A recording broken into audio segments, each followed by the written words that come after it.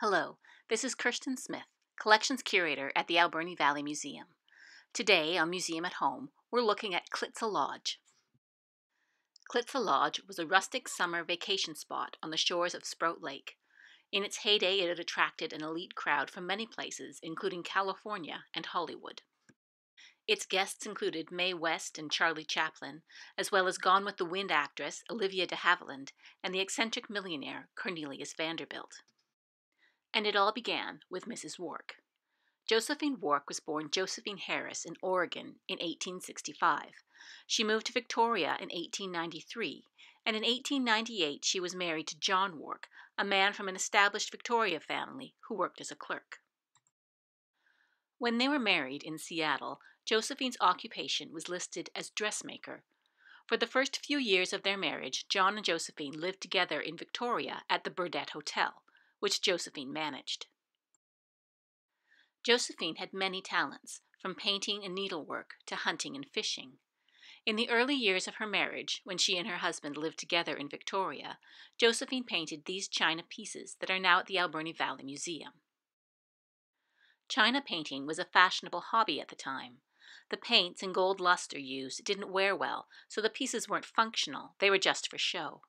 When Josephine painted these around 1902, she sent them out to a shop to be fired in a kiln, and was very pleased when out for a walk with her husband she found her pieces displayed in the proprietor's window.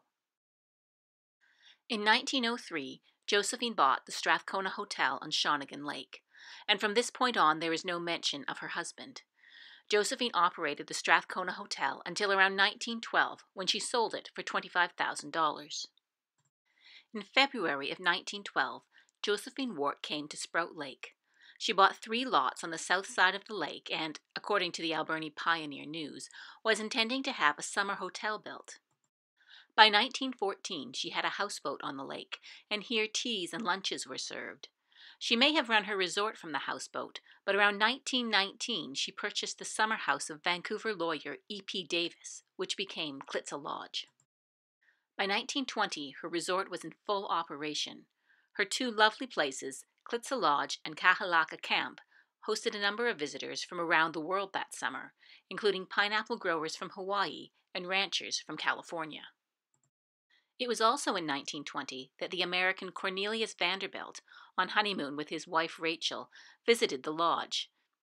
In an article for Motor Life magazine, he wrote that we were quickly installed in a tent owned by that well-known character, Mrs. Wark. The chalet is a most unique boarding house, if such a commonplace name may be adopted. Mrs. Wark lives in a houseboat on the shores of Sproat Lake.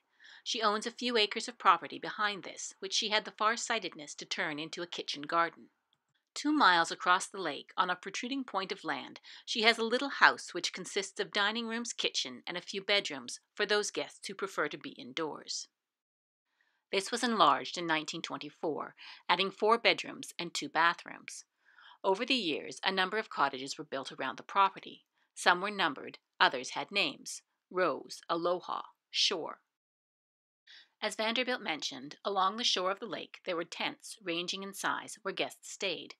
In 1921, a dining lodge was built behind the original cottage. Getting to the lodge was also an adventure, as it wasn't accessible by road. Guests would go to Bishop's Landing and ring a bell to summon a boat to come over and fetch them. Reading the guest books from Klitsa Lodge gives us a glimpse of the guests and of Mrs. Wark. Guests remark on the beauty of the place and also on the fishing. One guest in 1922 wrote, "A little bit of heaven, a lovely summer home, mountains, trees, and rivers, a badly sunburned dome. Bathing is as perfect as any one could wish, but most wonderful of all things, by heck, I caught a fish." Guests also mention their host, the adorable Mrs. Wark, or hostess makes it all one could wish. Until World War II, Josephine Wark operated her resort from April to October and headed south to the United States for the winters. She seems to have joined the social circles of her patrons, often wealthy and prominent Californians. As a guest in their homes, she could promote Alberni Valley tourism to a cohort of wealthy Americans who were seeking a rustic getaway. Josephine Wark was in her late 70s when she died in 1942. A week after her passing, Arnold and May Cole came to Klitsa Lodge on their honeymoon. Cole owned 3 restaurants in Vancouver, where he had met his wife, a cook. The Coles purchased Klitsa Lodge soon after, with May staying at the lodge while Arnold commuted to Vancouver. By the time their son Bobby was born in 1946, they had sold the Vancouver restaurants and were living full-time at the lodge. The Coles made improvements to the lodge, adding a bar and improving the road to the lodge, although one of their first endeavors was to add windows to the buildings. Mrs. Wark had provided window coverings, but not glass in the windows. The lodge was also completely off-grid, so the Coles installed a diesel generator to provide electricity. Mrs. Wark had established a certain American clientele that continued to grow with the Coles' operation of the lodge, attracting some of Hollywood's elite. The Coles' son, Bob Cole, recalled playing with the son of George Seaton. George had won an Oscar for his direction of the film Miracle on 34th Street.